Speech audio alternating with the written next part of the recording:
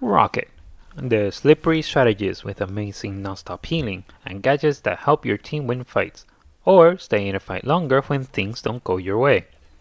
With his pocket revive as well as his damage boosting ultimate being deciding factors in those big engagements. If any danger comes his way, he can give them the slip by crawling on walls and dashing his way to safety. With that little preview in mind, we get straight to business and dive into his kit, which turns out isn't much. He doesn't have a passive per se, but he does have a lot of movement abilities. First is his wall crawl ability, Wild Crawl, that lets him move on walls at 10 meters per second. He also has Flying Ace, that allows him to fall slowly at a rate of 3 meters per second, which can be activated when you are higher than 3 meters from the ground or after a Jetpack Dash that ends above that height. The Jetpack Dash is a 10-meter dash in the direction that you're currently aiming at that has 2 charges, with each charge having a 6-second cooldown. His primary fire is a Broom, that is used to clean up Anks, Krakens, and Spider-Bot nets, and any other stuff later across the map. Now, I might be joking, but in Bombard Mode, his weapon fires projectiles that deal a whopping 16 damage per round. But damage falloff begins after a measly 10 meters, capping out at 40% less damage at 20 meters. It fires at a rate of 12 rounds per second, can deal headshot damage, and has 40 rounds in the magazine. Most of the stats on these fire modes are fine until you see the damage drop off kick in, at which point it is borderline useless. With few exceptions being when the enemy starts charging at you or, as mentioned previously, you are cleaning up objects around the map. That is why, other than in particular situations, you will find yourself almost never using this fire mode. And that's totally fine, since all you need is repair mode. This mode has 8 rounds in the magazine and shoots orbs that last 5 seconds. They move at a rate of 60 meters per second and bounce from surfaces up to 10 times. Each orb has a healing arrow effect of 3 meters that heals allies at a rate of 70 HP per second and yourself at 30 HP per second.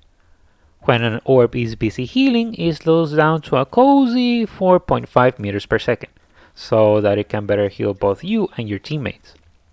This is what makes Rocket the amazing strategist that he is, because as long as he is still active on the map, he is able to give non-stop healing to the entire team if need be. The bouncing of the orbs make it so that you can reach teammates in hard to reach places, as well as maintaining the healing uptime should you or your teammates happen to be in enclosed spaces. Otherwise, you just shoot orbs non-stop and bask in the glory of seeing how your entire team is harder to kill just because you are around. We move on to his only ability, the Battle Rebirth Beacon, or B.R.B. Once placed, it can last for 5 minutes with a 45-second cooldown that can be reduced if the ability is cast again while the beacon is still active. How much this reduction is will depend on how much HP was left on the beacon before it was recalled, to a minimum of 5 seconds. The beacon has 2 functions. The first one is the dispensation of health packs every 3 seconds that give 25 bonus HP with special blue color packs appearing every once in a while. These blue health packs have the added effect of granting you a one-time use rocket jump once picked up that can be triggered after you jump. Pretty handy when you want a quick getaway or want to get into higher ground. The second function of the beacon is that it revives the next teammate that falls in battle within its 50-meter area of effect after it was placed. Once a revive takes place, the beacon is consumed and the ability goes into its 45-second cooldown. His ultimate is the Cosmic Yarn Amplifier, or C.Y.A. You place a beacon that targets you and your teammates within its 20-meter radius area of effect to give a 40% damage bonus. It lasts for 12 seconds and has 800 HP, so it takes a while before it can be destroyed. This is the "we gotta win" ultimate, so you always throw it in the middle of the fight in order to get it to swing in your favor.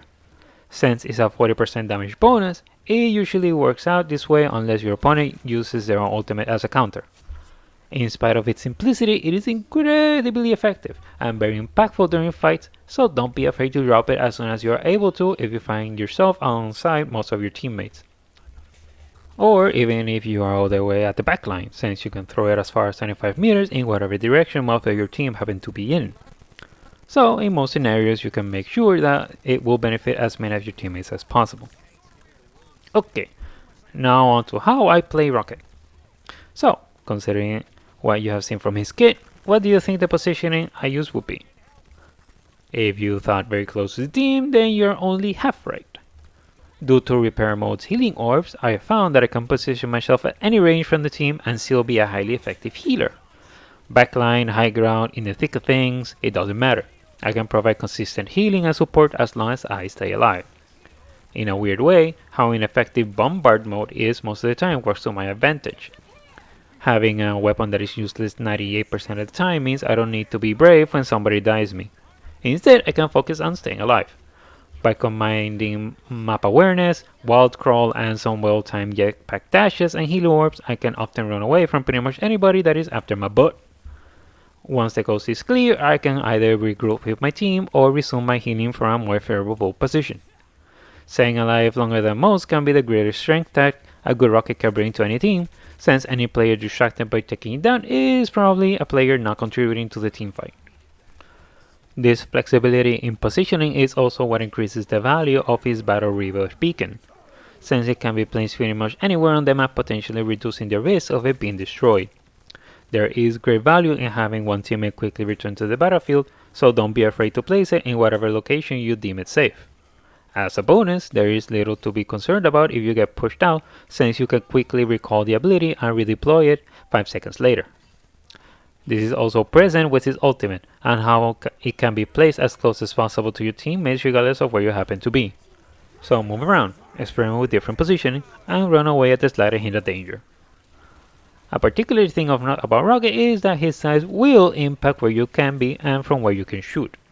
Not only is he tiny, but his weapon is very close to the ground, so when you play as Rocket, you have to be careful from where you shoot. For example, if you are in a balcony, you will be to be by the edge of it, because otherwise you'll just be shooting at the floor. In a similar fashion, if you are shooting from the lower ends of ramps or stairs, you will need to jump around in order to avoid hitting the floor. Small little thing, but I still think it should be mentioned. Now, there's also a secret reason why you can move around so freely, which probably isn't much of a secret really. It's pacifism! Yes, that all comes from Magic the Gathering. This very passive playstyle is enabled by Bombard Mode particularly being useless 98% of the time, so you basically never deal damage. This lack of outgoing damage makes you pretty much invisible, since the lack of damage pings will keep the opponent's attention away from you unless they are looking at you directly or are diving the backline. This very passive playstyle is what I think is keeping me alive most of my matches and allows me to better keep the team alive. It is also what lets me focus on movement and escaping whoever decides to go after me by going up whatever wall is near me and then dashing to safety. I've also found that it's pretty fun to lead opposing players into a somewhat pointless chase and survive to regroup when the rest of the team groups up again. It's even better when you see that you were the player with the least amount of deaths by the end of the match. Regardless of whether I won or lost, I know that most of the enemy team didn't get the best of me. But staying alive is not the only advantage that I get from the passive playstyle, since I also have an easier time performing cleanup duty. I can react quickly to ank placements, be the first to destroy spider-bot nests, and to a lesser extent take down the odd Kraken placement here and there.